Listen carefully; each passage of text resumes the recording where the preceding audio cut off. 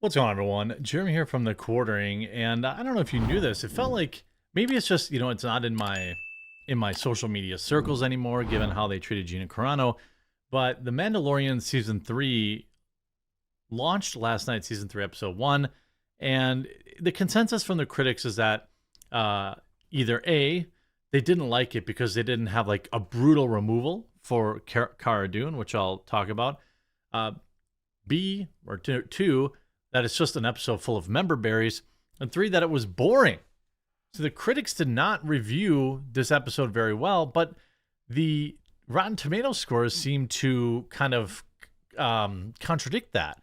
But I think a big part of it is coming from anger that they didn't humiliate Gina Carano. The Mandalorian season 3 doesn't completely write off Gina Carano's Cara Dune. If you look at this, good news. It sounds like Cara Dune will never come back to the Mandalorian. By the way, they got ratio. They got a ratio by Undoomed. They got ratio by lots of people. I mean, like, I don't even understand. A lot of these like weird media sites. They don't even, I guess, want me to respond to them anymore because it seems like I'm pre-blocked by a lot of times because they know what'll happen is, you'll see the video. Nobody actually follows these losers on the internet. So it's like, okay, well, I didn't know there's this dumb thing that you said, but here it is now. And then they get a bunch more critiques. And in terms of media companies, I 100% support that.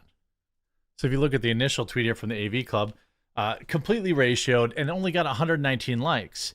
Like, I don't know if people just aren't using Twitter. Certainly my interactions have gone down on Twitter and also really on YouTube too. So if you're here, I appreciate it.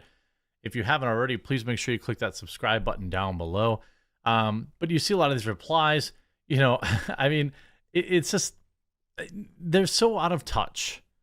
They're so completely out of touch. We support women unless they don't do what they're told and are mouthy and disrespectful. You see, she was my favorite actress on that show, a BA in real life too, and y'all literally cancel her because she said maybe we shouldn't make the same mistakes people did in the past. You're not the good guys you think you are, encouraging political cancel culture.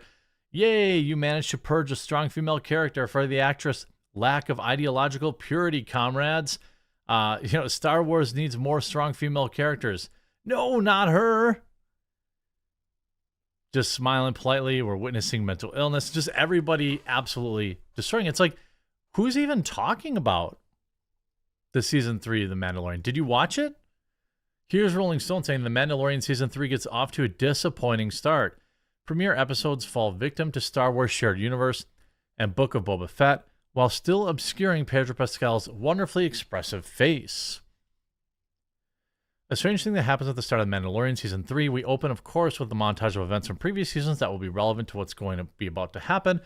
We're reminded of IG-11 sacrifice in Season 1 finale, all this kind of stuff. The choice of clips is notable less for what it featured than what it didn't. We did not see a single frame of footage featuring Luke Skywalker, Ahsoka Tano, or Grogu, even though The Mandalorian Season 2 ended with Mando and the little guy saying goodbye seemingly forever. And even though their reunion played out in the final stretch of the book, of Boba Fett. This is the peril of enjoying a series in a shared universe. Whether it's on screen or on the page, if you don't consume all of it, you may miss something important about a corner of the universe you actually care about. Well, I'm not willing to commit all of that. It's an annoying note on which to begin a pretty underwhelming episode. Premieres can be tough because they often have to devote more time and energy setting up a season-long conflict rather than satisfying in its own right. The Apostate opens up with big action sequence and gives another toward the end. The former with Din Djarin and Grogu saving an armorer and other members of the Watch from a giant alligator-esque beast. The latter with our heroes out dueling a squadron of pirate ships in the asteroid belt outside of Navarro.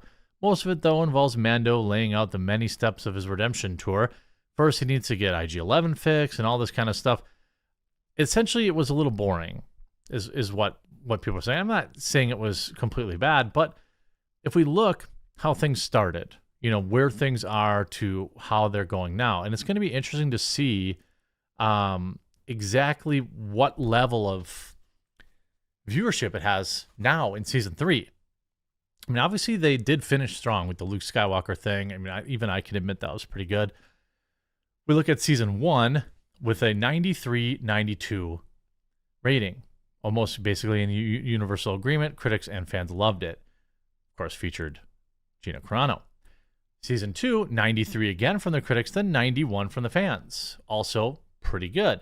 What's interesting is there's only 4,000 reviews. Then if we look at season 3, with just 80 reviews so far, so not that many, you see a decent drop in the reviews from the critics. Still 89. It's still pretty good. But a big drop in the fan reviews, down to 82. Now, these are people that could be exercising a little bit of, I'm mad about Cara Dune. But you see this is not the way, massive drop in quality and writing, empty, soulless characters, almost as if Favreau and Filoni didn't know where they were going with this. More generic characters to make peg warmers and Funko boxes. Looking forward to Grogu and his box set exclusives available only at Galaxy's Edge for $129.99. The greatest warrior race of all, Star Wars bumbles around like fools, fighting giant lizards at melee range while they are equipped with jetpacks and long-range rifles. So these are actually like, these aren't even like negative reviews about Gina Carano. These are just fan reviews that strongly don't like it. Big budget mediocrity. Season 3, episode 1 was bland ride. But there's obviously some good reviews. Best performance of the series of The Last of Us, but in The Mandalorian, it's the same, nothing new in the plot. So, I think the fans really didn't like episode 1. I mean, the critics at an 89 is still obviously pretty admirable. If you look at only the few negative reviews that are in it, and if it drops, below 85, I think that's noteworthy. It's only at 27 reviews right now. But if you look here, fans have griped that the lightweight Mandalorian is robbing Star Wars of what made it special often, especially with a disposable throwaway, more of the same episodes like this. It's really hard to argue with. Dylan Roth from The Observer wrote, personally, I'm hoping that Djarin's expedition recovers something else, my interest in the show. People are getting bored with it. But, those are only 2 negative reviews. So it'd be interesting to see. The audience scores are definitely down. But there's a lot of this whining and complaining about Gina Carano. And maybe that's affecting, quite honestly, their review scores. You see, Marshall Dune was a key player, but controversies keeping her out of the galaxy. The Mandalorian Season 3 is here, and after a 2-year hiatus in Episode 1, creator Jon Favreau devotes most of the run to reintroducing the players and setting up new stakes. Pedro Pascal's Din Djarin is back with Grogu after picking him up from babysitter Luke Skywalker. What's happened to Marshall Dune?